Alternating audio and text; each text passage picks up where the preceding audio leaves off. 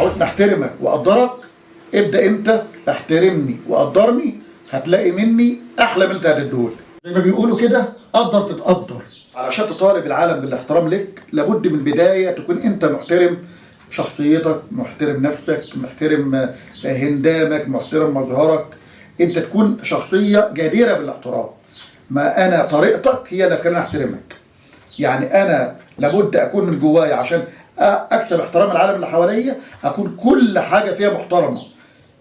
حلقتي محترمه، شكل محترم، هندامي محترم، مشيتي محترمه. طالما انا حد محترم انا كده بدي اول قبول للعالم ان تعاملني باحترام. كلامك كتير ولا قليل؟ لابد كراجل تكون كلامك عامل زي الذهب، قليل قليل. كلام الراجل اللي كلامه كتير هيبته بتقل. كلامك وقت ما يطلب منك الكلام، وقت ما يبقى فيه حوجه للكلام مطلوب، لكن في العموم ما يبقاش الراجل رطرط في الكلام. المجتمع يحترمك طول ما انت وافي بعهدك. اديت عهد هوفي بيه.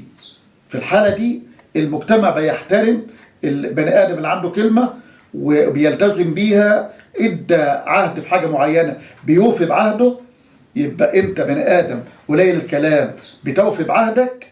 اعرف ان انت محترم في نفسك، اعرف ان المجتمع كله هيحترمك. يعني لما اكون محترم جوايا وفي نفسي، مش كتير الكلام، عندي عهد بوفي بيه، كده كل العالم هتحبني؟ لا والله، كانوا حب حبيبك محمد صلى الله عليه وسلم.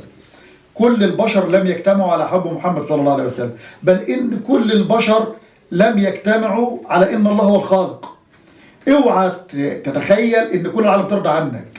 دي اهم نقطة تعرفها عشان تبقى انت من جواك عارف ان مهما كنت فوق، مهما كنت ناجح، مهما كنت محترم، فيه مجموعة من البشر هتعاملك بطريقة مش حلوة، لان هم مش كل البشر هيجتمعوا عليك.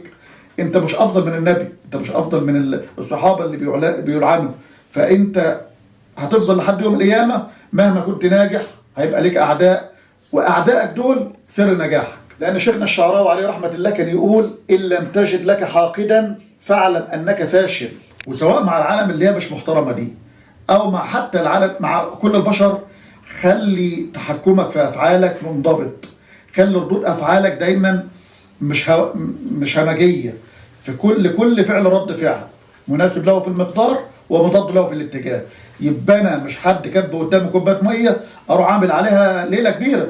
يعني كل فعل رد فعل، اكون انا منضبط في ردود افعالي. مجال وانطلب مني الكلام، احنا قلنا في البدايه ما ينفعش ابقى كتير الكلام، لكن انطلب مني الكلام هتكلم.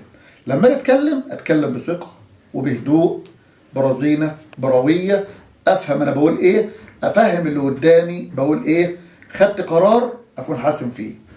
يبقى انا لابد اكون منضبط في هندامي، في مظهري، وفي نفس الوقت في كلامي، في طريقه كلامي، في طريقه تعبيري، وخدت قرار اكون قده وانفذه. حياتي ما تبقاش بشعل الكل. حياتي دي بتاعتي انا، حياه اولادي، حياه بيتي بتاعتي انا. ما ينفعش تبقى مشاع على كل العالم. ما فيش حد في الدنيا الا لما عارف انا عملت ايه امبارح وبعمل ايه النهارده وبعمل ايه بكره، وبقت حياتها مشاع.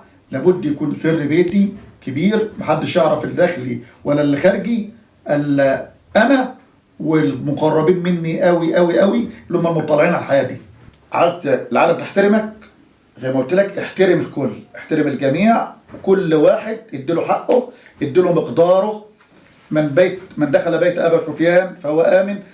معنى كلامي ان النبي لما قال كده كان بيدي لابو سفيان حته كده، بيحب التفاخر.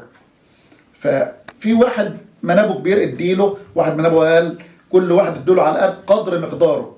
احترم الكل، كل على قدر مقداره، ولكن اعرف ان الاحترام لا يطلب. انت بنيت هتقعد وتعيش وتفرح. بنيت ايه؟ بنيت جو من الاحترام. بنيته انا اللي بنيته، مش حد اللي اداني المفتاح وقال لي خد المفتاح ده وادخل البيت ده.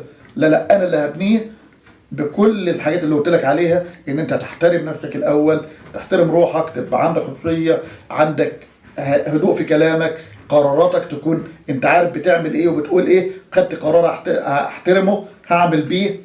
مجتمعي هحترمه، العالم اللي حواليا هحترمها. في النهايه لابد اقابل بالاحترام، لان انا كل اللي قدمته احترام.